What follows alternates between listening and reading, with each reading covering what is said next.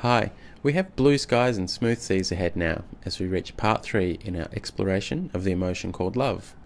From the chemistry of sexual attraction to the maelstrom of connections forged at a soul level, we reach the more friendly and familiar waters of love, the good oil, helping every cog turn and turning the most simple daily tasks into a joy to be experienced.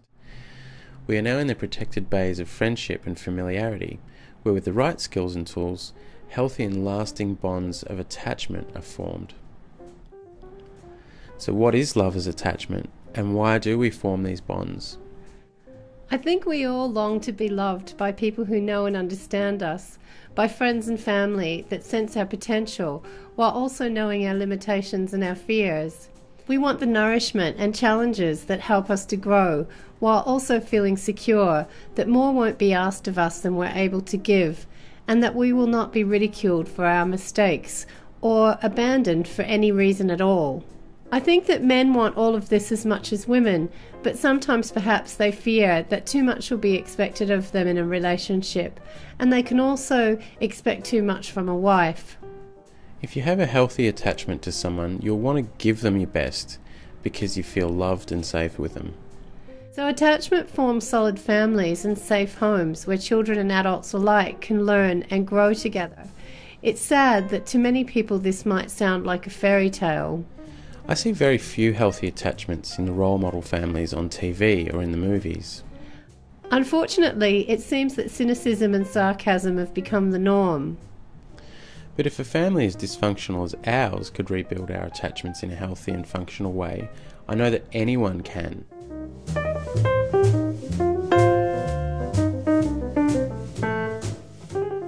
Can you tell us what you've learned about attachment, Steve? Well, I'm sorry to use you as a bad example, Kim, but sometimes you used to come home, if you'd been out by yourself, and start telling us off for the house being a mess before you even said hello. You're probably really sad that then it seemed like you were the only one keeping the house together, but it didn't make us feel for you much or want to help when you did that. I was guilty of it too, until I read Hold On to Your Kids by Gordon Neufeld. That book taught me lots about attachment. So what do you do different now? Well, I'm still not an expert, but I try and think about my relationship with you and the kids first before I think of anything else.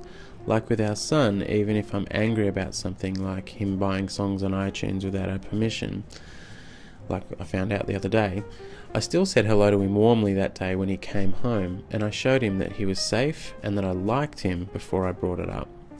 When we are away from each other, our attachments are with other people, like the kids with their friends. I don't want them feeling like they would rather be with their friends than be at home with us. So I make sure I'm warm with the kids when they come home or when I do. This shows them I like them, and I'm always glad to see them. And because of this, they want to please us more, and it's easier for me to talk about the behaviour they need to change, and then they are more likely to listen. I know that the kids feel safe here and like being at home because they're always talking their friends into coming here instead of going to other places, especially if they know it's a family night.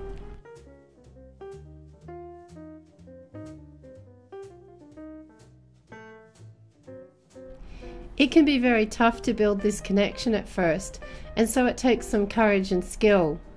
Yes, Gordon Neufeld calls this peer attachment, and it can happen with adults as well. It means that a person's primary attachment is with their friends instead of their family, and it's more dangerous than people realise, because with teenagers it can lead to rebellion and even suicide if their friends are their primary attachment, and then they get bullied by them or rejected. It can seem like the end of the world. If kids are attached to their friends instead of their family, they'll be very rude to their family too, and this is bad for everyone. And if an adult is peer attached, they'll be bad to their family too. Like I used to be attached to the guys at work instead of you and the kids, and I always wanted to be out with them, and I treated home like a prison. But really, you were so unhappy then. Yeah, and peer-oriented kids are unhappy too. This is why we need to work hard at greeting each other warmly and taking the time to show our family that we love them. Because having a home to come to where a person knows they're accepted and loved is the greatest joy of all. I used to think my job was to correct you and the kids and tell you where you were wrong, but now I know that that only caused resentment. My job really is to make you feel safe, because when we feel loved and accepted and safe at home, we naturally want to give our family our best. It's good for our kids to have some friends, but their relationship with their family should come first. If this is not the case and your kids or partner are rude to their family and attached to people outside your home, it might be time for a holiday where you give them a lot of time and love, even if they're bored and hard to be around for the first few days. Somewhere that they need you as a guide would be best. Don't take them somewhere where they'll run off on their own. This is about you reconnecting, not bribing them with an action-packed vacation. It's hard to show someone that's rude to you that you love them and that they are safe with you, but that's the goal of most of our work.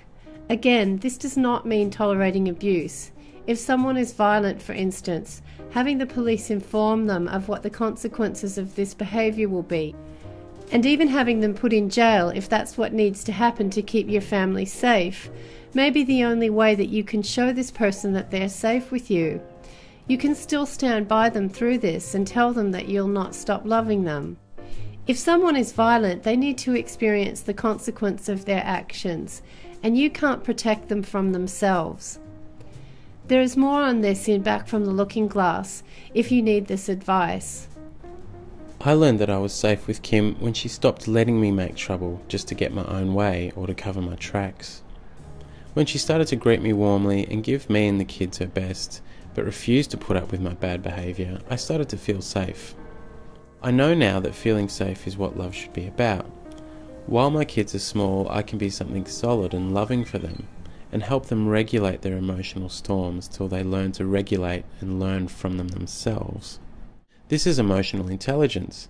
I don't always need to react, but instead show them that they are safe and that I will not let them rock this boat too far.